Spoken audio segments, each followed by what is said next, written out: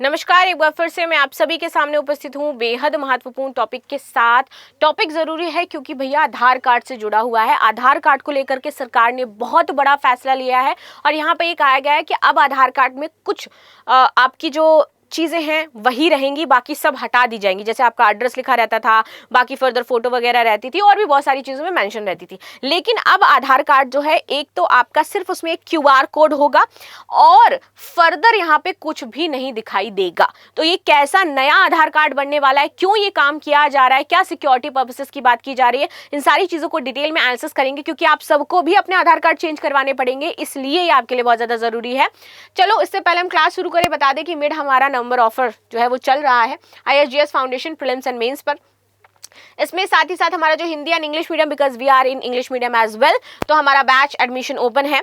Hindi medium में 50,000 fees है और मात्र इंग्लिश मीडियम के आपकी 25,000 फीस है। इंग्लिश मीडियम में जो भी बच्चे इनरोल करते हैं और उनको अगर स्टार्टिंग 50 डेज में क्लास समझ नहीं आती है तो उनका 100% जो पैसा है वो रिफंड कर दिया जाएगा। ठीक है, तो फर्दर इन्फॉर्मेशन के लिए 9555124124 पर आप कॉन्टैक्ट कर सकते हैं।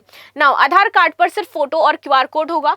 फोटोकॉपी से होने वाले जो मिसयूज है उसको लेकर के जो हमारा UIDAI है ये नया नियम बना रहा है।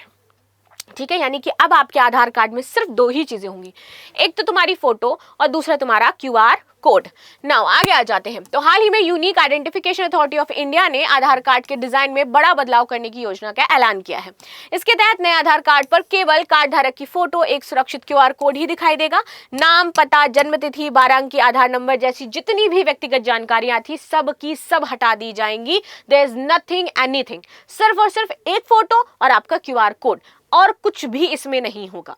क्योंकि इससे बहुत ज़्यादा मिसयूज होता था, लोगों के घरों का पता चल जाता था, नंबर जो मेंशन किए जाते थे वो दिख जाते थे, तो बहुत ज़्यादा ही मिसयूज किया जा रहा था और इससे फ्रॉड, बाकी फर्दर सारी चीज़ें हो रही थी। ये बदलाव मुख्य रूप से फोटोकॉपी और स्कैन के जरिए होने वाले जो डेटा मिसयूज हैं उसको रोकने के लिए किया गया। UIDAI के जो CEO हैं भुवनेश कुमार, इन्होंने एक ऑनलाइन कॉन्फ्रेंस में इसकी जानकारी दी है, जिसमें उन्होंने स्पष्ट बोला है कि भैया अगर हमारा ये आइडेंटिफिकेशन नंबर है तो वो तो क्यूआर कोड के थ्रू भी हमें मिल सकता है, सारी जानकारी उससे भी आ सकती है हमारे पास, तो क्यों ना सारी जानकारी इंक्रिप्ट करके क्यूआर कोड में कर दी जाए और फिर उसके बाद आपकी सिर्फ एक फोटो लगा दी जाए, दैट्स इट। तो हमें क्या जरूरी है आपके आधार कार्ड में अतिरिक्त डिटेल की, कोई जरूरत ही नहीं है उसकी। ठीक है, यहाँ पे हमें सिर्फ जरूरत है आपके फोटो और क्यूआर कोड की, वो हम यूज कर लेंगे और हमें और कुछ चाहिए नहीं होगा। नए नियम क्यों लाए जा रहे हैं? क्योंकि फोटोकॉपी मिसयूज रोकना है हमें। सबसे ज्यादा होटल, इवेंट ऑर्गेनाइजेशन, अन्य संस्थाएं आपके आधार की फोटोकॉपी मांगती हैं, फिर उसके बाद स्टोर कर लेती हैं, जो कि आधार एक्ट के खिलाफ है। कोई भी अपने आपके आधार कार्ड की फोटोकॉपी लेकर के खुद स्टोर नहीं कर सकता है। बाद में वो बताएंगे मेरा ये स्कीम है, फलाना है, ढिमाका है, आपको परेशान करना, राइट? तो ये नहीं होगा। इससे पहचान चोरी होती है, फ्रॉड होता है, डेटा लीक का खतरा बढ़ जाता है।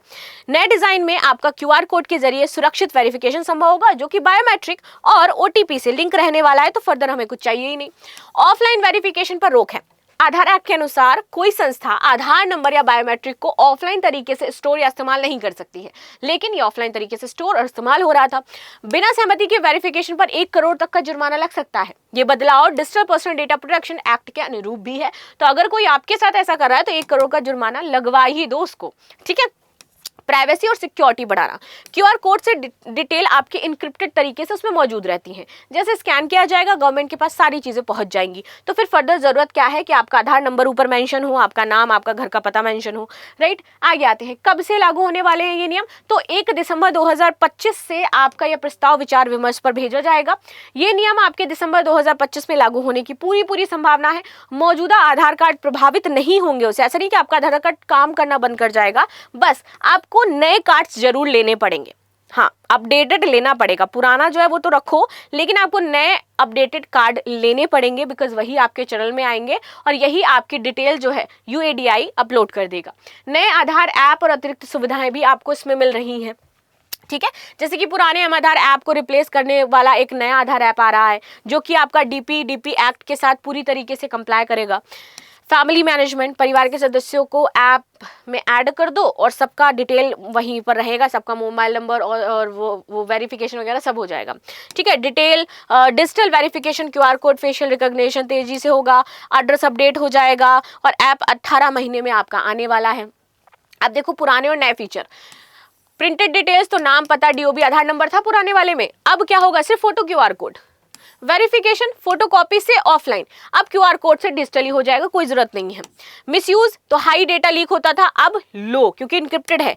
ऐप सपोर्ट, एम आधार सीमित है, अब नया ऐप आने वाला है जिसमें फैमिली और फेस ऑथेंटिकेशन है।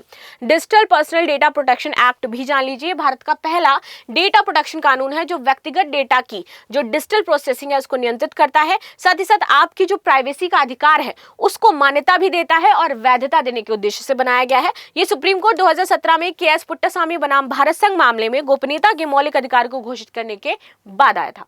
ठीक है, एक्ट को 11 अगस्त 2023 को राष्ट्रपति की मंजूरी मिली। 14 नवंबर 2025 को digital personal data protection rule 2025 अधिसूचित हो गया है, जिससे एक्ट पूरी तरीके से भारत में लागू है। ठीक है, 2017 से विकास शुरू होता है और फाइनली अभी आ चुका है हमारे पास।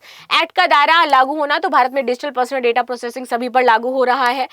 नॉन पर्सनल या फिर नॉन डिजिटल डेटा पर ये कुछ लागू नहीं होता है। डेटा ट्रांसफर तो भारत के बाहर अगर डेटा आपको ट्रांसफर करना है तो आपको परमिशन लेनी पड़ेगी, तभी आप कर पाओगे। तो यहाँ पे पर्सनल डेटा है प्लस इसकी व्याख्या की गई है कि कैसे कैसे आप इसको हैंडल करोगे। So this is the news what we discuss about. मिलते हैं नेक्स्ट क्लास में। बाकी आप सभी की क्या राय, ये जो डिसीजन लिया गया है सिर्फ क्यूआर कोड और फोटो वाला, ये किस हद तक सही है और आपको क्या लगता है कि इससे ये जो लीकिंग है वो बचेगी या नहीं बचेगी, और आप चेंज करवाओगे या नहीं कराओगे? आपकी क्या राय जरूर शेयर करें। मिलते हैं नेक्स्ट क्लास में, तब तक के लिए धन्यवाद। लाइक शेयर सब्सक्राइब करना बिल्कुल भी ना भूलें and thank you so much.